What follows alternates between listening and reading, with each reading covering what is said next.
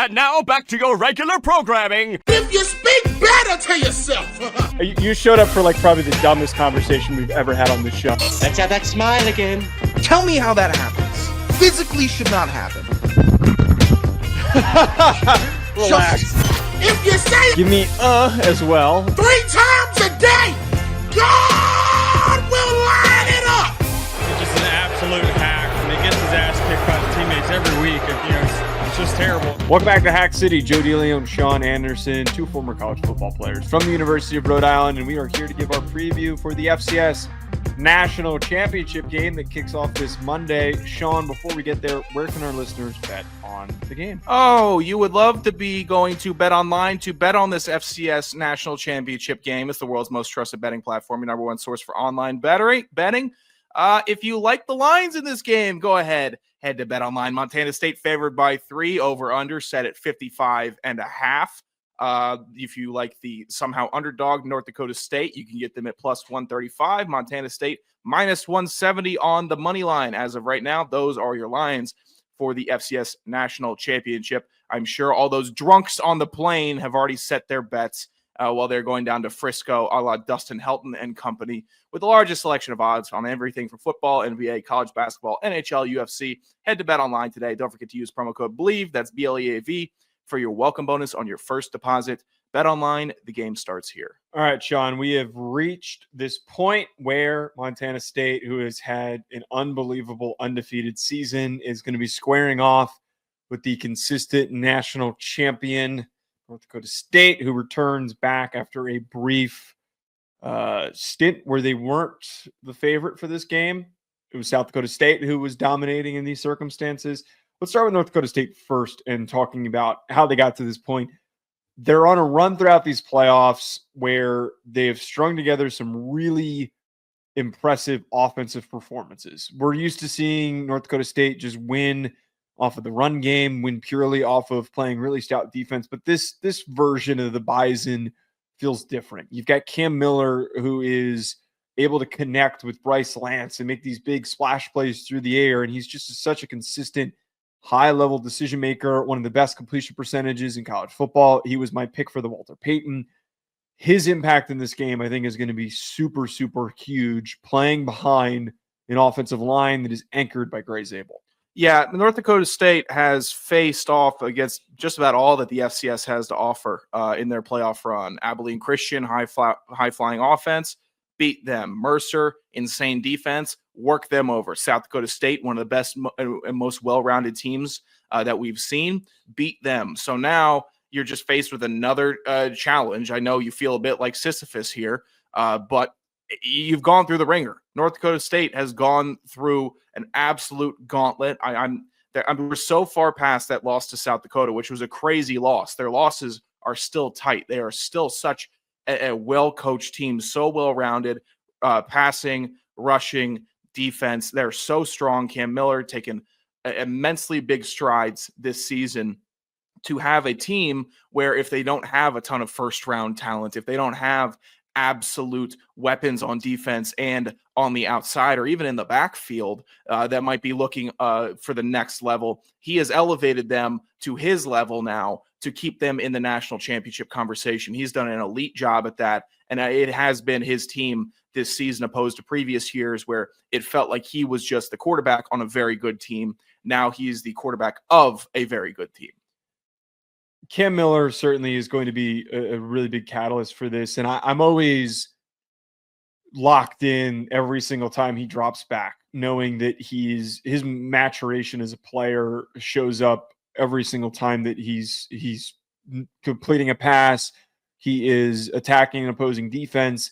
Minus the Mercer game where he had multiple interceptions, he has turned into this really careful decision maker. But what's going to be super important before we jump to the Montana State side of things is how their defense plays. Their run defense needs to play their best, knowing the rushing attack that they're going to be facing the three-headed monster. They've done a pretty good job this year of keeping opposing teams' rushing attacks at bay. And we've seen that multiple times against South Dakota State. We saw them able to do that throughout their stretch in the Missouri Valley Football Conference in some of the limited tests where they're mostly most of the big games were amongst the top of the conference. But that defense anchored by Eli Mostert is going to, I think, be the real focal point. This would be such a bear to try to scout if I'm the offense from Montana State and I'm in the meeting rooms. I'm sitting here. Okay, here's a dude on the D line. They got some dudes at linebacker. The defensive backfield, they can tackle. They can cover pretty well. But as a whole, they play defense as a full 11-man unit. And there's not somebody that I could key in on and say, hey, we're going to run to the right because Mostert plays so much to the left. Because the right just holds their ground and holds their water, and they're so stout, and they run fit so well.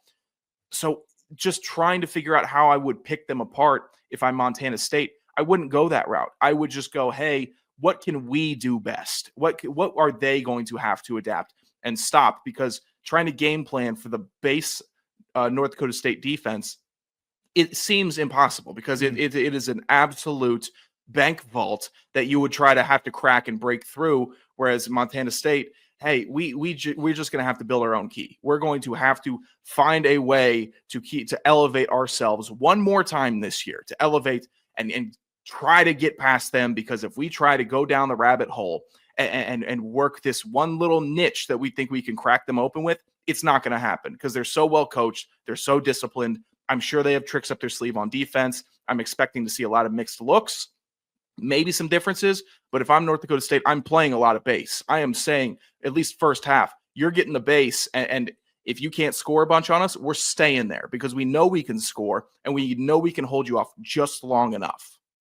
Right. There also, I think, needs to be an emphasis, especially for North Dakota State, to try and win the time of possession here, because Montana State's able to win and score points in bunches. They're able just to produce crazy, crazy point totals on just this unreal stretch that they have had over this final part of the season. Jumping over to Montana State, though, I mentioned the three-headed monster that they have of Tommy Mellott, Scott Humphrey, and Adam Jones, where Mellott, not the same level of passing prowess as Cam Miller.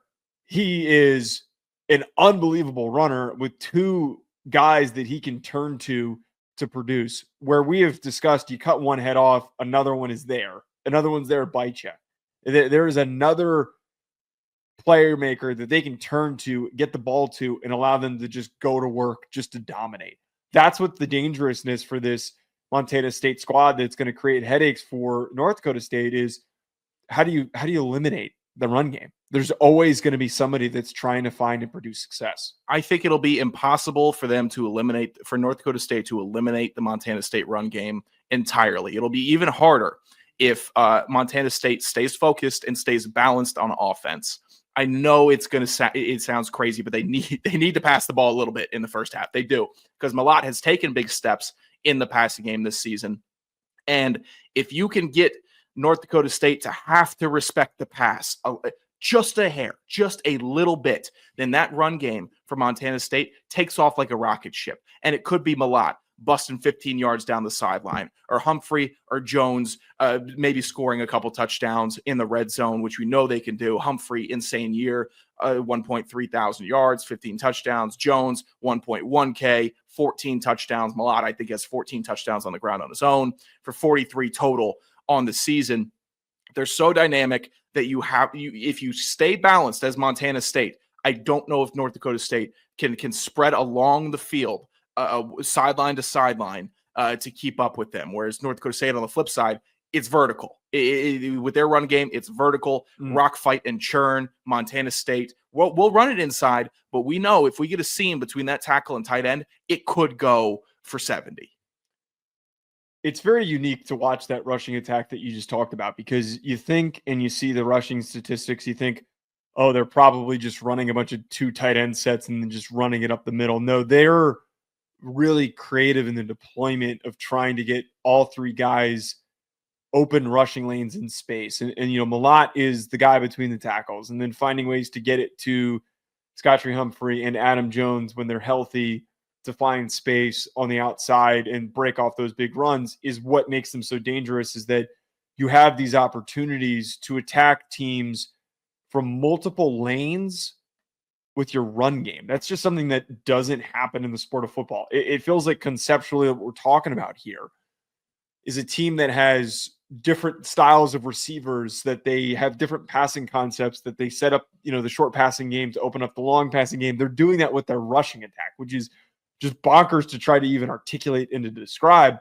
We do have to certainly recognize this insane playoff stretch that they're on since their huge win over Montana, where they won 34-11, then they beat UT Martin 49-17. They dominate Idaho 52-19, and they didn't blow out South Dakota, but they pretty handily beat South Dakota 31-17.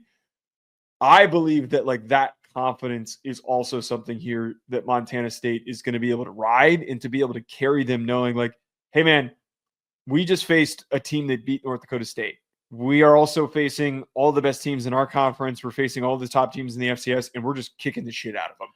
Are you going to present a challenge to us? Right. It would be hard not to be confident. I know we're not necessarily on a team that did this, but to average over 40 points a game throughout a season, you have to think that you have some juice. And Montana State does.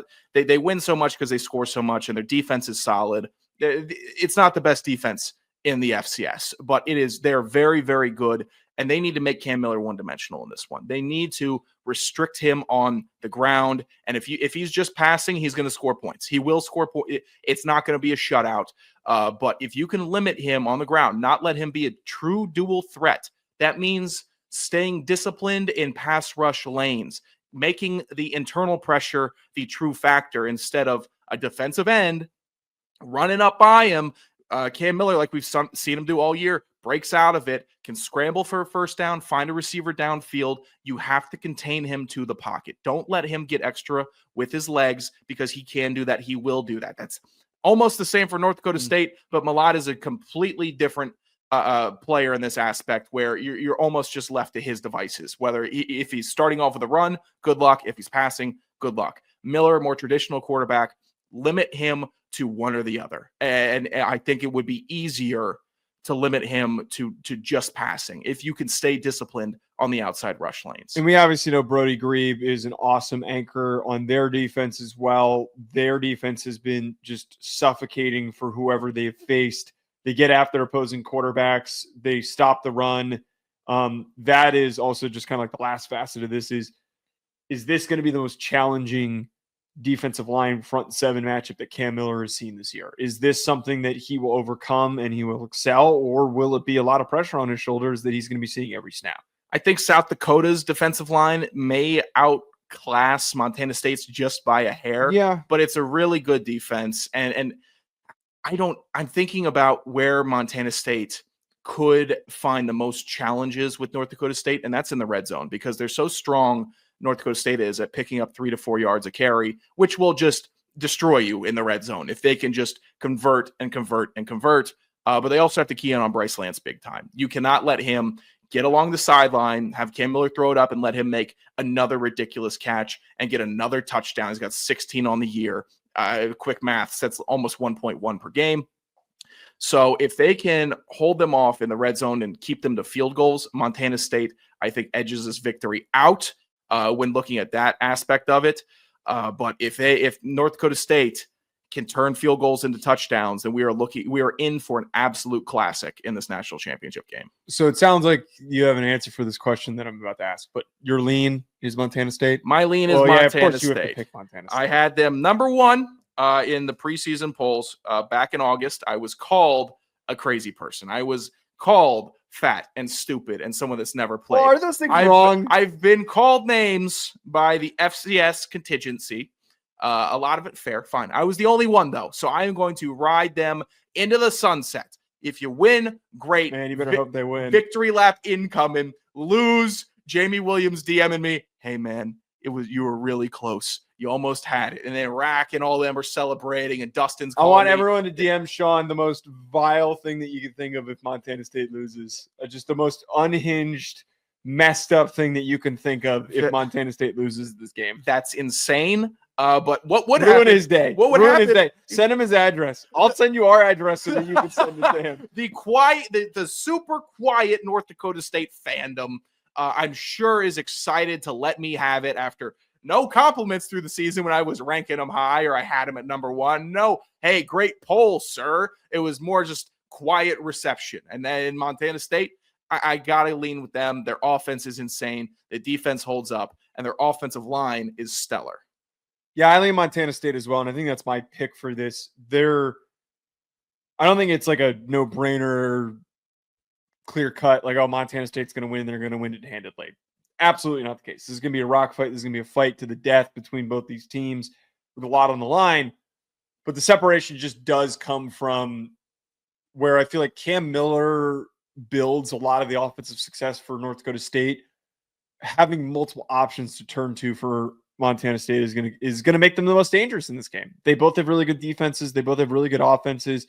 It's just having an extra layer of rushing attack creativity, and most importantly, overall, the Montana State, in the close games that they've seen against top teams, they've prevailed. They've survived. North Dakota State has a couple, losses that they've suffered this year, and one of them was against Colorado, and then one was really late this season against South Dakota. Not saying that that's a huge detraction here, but knowing that Montana State has found ways to close out and win those games, I think is really important context to have. Both teams are very battle tested. Both teams have great quarterbacks, great running backs. They both have a great wide receiver. They both have a great defensive lineman. It's such a toss-up. It is such a pick-em. It is such a close game that I think that this year, similar to years prior, we truly do have a 1 versus 2 in the FCS. And I wouldn't challenge a lot of people on which team they had 1 or 2. I openly accept claims for North Dakota State being the number 1. I would openly accept them for Montana State being number 1. It's going to be a fantastic ball game. We might be in for an all-time classic. At Joe DeLeone, at Sanderson Radio, at Hack City Pod, we'll be recording after the game happens and dropping our reaction to the national championship. So stay tuned for that. Talk to you folks later. Enjoy the rest of your week.